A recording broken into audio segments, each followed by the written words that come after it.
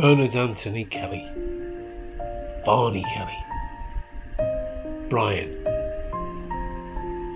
The Life of Brian, to October 26, 1998. Brian, because of his jocular nature and keen wit, would not fail to see the humour in that title, The Life of Brian, which is also a comedy about the antics of a mistaken messiah. There is a message in there somewhere. He was born on American Independence Day in 1926. Brian Kelly was fiercely independent. He did not enjoy being told what to do. The clocks went back. The morning before his death. Brian timed his life by a different clock as well. He was never on time for a family function, but could not fail to miss this one. To say he was always late wasn't really true. Brian was never actually late. He just had a different arrival time to everyone else. A naturally shy individual, he shunned social gatherings. He was unconventional and unique. A master of the ancient art of barter. He was of a bygone age, and yet he left such a mark on this one. Brian had humour, love, generosity and kindness in abundance, but above all this, as you would expect from such a big man, he had enormous strength. Brian had strength, not of the strength which could lift my brother and me above his head, one in each hand, as boys. No, not the strength which enabled him to carry lumps of lead which had been rescued in two large slabs, one under each arm, into Greenberg's on Prescott Road, to the surprise of the man behind the counter. I don't know the exact weight of the lead, but it took two men to remove them from the scales, whilst Brian took the weigh-in from the till. No, not the strength to push a baker's handcart as a delivery boy for the co-op at age 13, having just left St Francis Xavier School, which he couldn't wait to leave. It was 1939. Brian was 13 and the country was away at war. When he got this, his first job with the co-op, delivering bread, often giving his sister Margaret, my mum, a lift to school between the open doors on the back of that baker's cart. The formation of Kelly Brothers, Master Builders, by John Kelly, father of Brian and Desmond, happened after the war. One job saw both brothers being sent to demolish the convent of St Saviour's and, of course, reclaim the bricks. Mr Kelly Sr. ordered a 5-ton wagon and driver, and the boys were ordered to make the best use of him and his wagon. Des and Brian humped and shifted a convent load of bricks, and in total 18 trips were had in one day, and he unloaded and loaded them all at Lockerbie Road. The driver didn't return the next day. Brian had strength, inner strength, Kelly strength.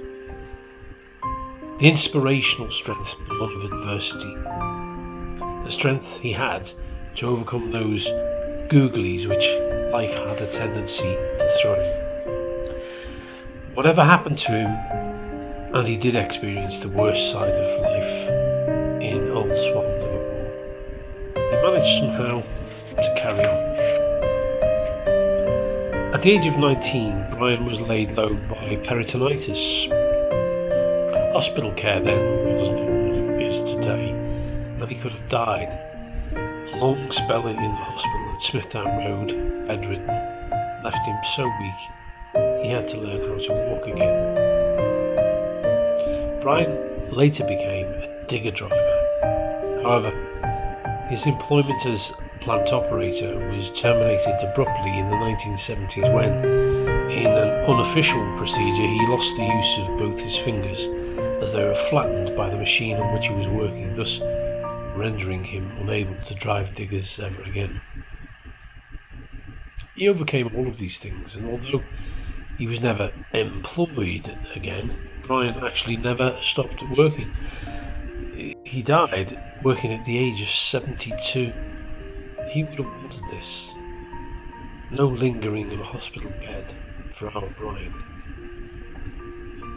Brian was the eternal optimist. He was always going to win the spot the ball. Put 10 crosses on there for me, Pablo. Or he was going to win the pools or the premium bonds. They were going to come up for him. He spoke not of how he was going to benefit from this predicted windfall, but how everyone else was going to be better off. Brian was a person who shared his dreams and visions. He always had a grand scheme. Brian was never too pleased by the response of people he asked after inviting comment with his customary, "So what do you think?" because he got the answer of a realist or a pessimist. However, he did make things work, and he had a degree of success with whatever he turned his hand to. His humour pervaded everything and surfaced in his unique turn of phrase and his ability to tell anecdotes. He wouldn't say he was upset by anything, he'd say he was discomnocorated. Looking at a ripple panel on a potential car purchase, he'd say, It looks like it's been beaten out with a welly boot full of porridge." Cars weren't badly painted, they were 40 shades, and he also had many other unrepeatable expressions, like when he disagreed with your point of view. He'd actually say, "You're talking out your arse." He loved to tease. He teased me as a 5-year-old by telling me that my mum wasn't just my mum, it was his sister. And I couldn't quite understand that relationship, and he delighted in my confusion. Brian didn't often lose his temper, more often reverting to a cynical wit. He told my brother once, whom he was teaching to drive, as he did most of the family, not that he was driving too far to the left, but that my brother had just taken the paint off those parked cars. He quietly asked my Uncle Peter, his brother-in-law, "Do you think it'd be a good idea to change the second gear now?" As the car screeched along Prescott Road in first, when Brian first taught him to drive. Cars didn't run on petrol either, petrol or diesel, but they ran on go-gas. We never went on any errands with Uncle Brian, we continually went, quote, "to see a man about a dog." I'll miss his self-effacing put-down, which he used when anyone asked how to do something, like a particular car repair, for instance. "I don't know," he'd say. "I've taught you all you know, and you still know nothing." Brian loved. He loved cars. However, this was really an extension of his love for the motorcycle. He had many motorbikes as a youth, and he was ordered by his father, John Kelly, once to put a sidecar on one of the motorbikes he had. His dad, Don Kelly, considered the bike too powerful. This was when the family lived at the Old Swan on the corner of St Oswald Street. Needless to say, it didn't stay on too long. He toured France on a motorcycle with one of his brother Ray's friends, Tommy Ireland, visiting Lourdes and Switzerland. He never lost his love of the motorcycle, and indeed, when referring to how badly a car performed without power steering, he'd say, "It's a bit heavy on the handlebars." His love of cars was infectious and we all caught it. Brian himself always had a big, powerful car. Everything from Range Rovers and Land Rovers to Mercedes and even a Transit minibus. What was obvious to me in my teens was that whatever car he owned from the earliest I can remember, which is a blue and cream Morris Cambridge estate, the car had to be practical. That meant for Brian being able to run around and attend to any personal business and to carry his extended family to and fro. Whatever car he had, it had room for everyone else. He loved music. He had a big voice. He was the Harry Seacombe of Old Swan. He had an empathy with the shy big man Pavarotti and loved the voices of the three tenors. He loved the voice of Tiri Te Kanamba, although I think she held some other sort of attraction for him. It might surprise some to know that he was a mover of the music of the 1960s. A mover in the real sense of the word. He was the transport man for the successful band The Searchers, who had many hits at the time, long before the word roadie had ever been invented. He loved his family. He loved his brothers and his sisters. He loved the children, Marg's boys, Nora's girls, and later the boys and girls of us. And they all loved him. How could someone so big be so funny, friendly and kind? Brian loved his mum. He did more than most sons could have done for their mother, and he looked after her for many years.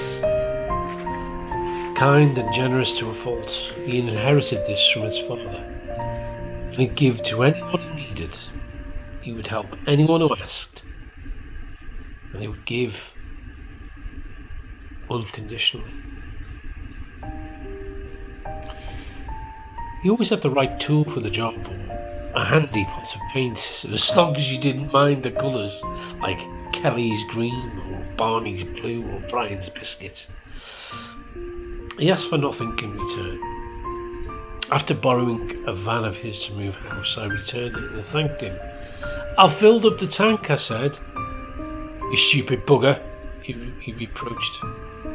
"Why? I thought you'd get some use out of the fuel. It's my way of saying thanks," I tried to mitigate. "There's a hole in the bloody tank, you idiot," he grumbled, which response flattened me. You couldn't do anything for Brian. He could only do for you.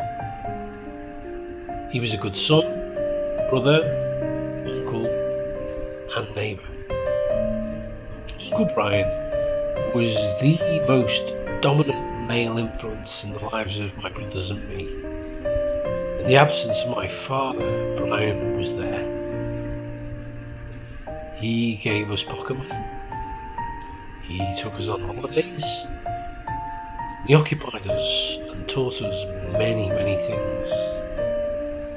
He taught us all his strength, his generosity, his humour, and he gave us all his love. I, like many others,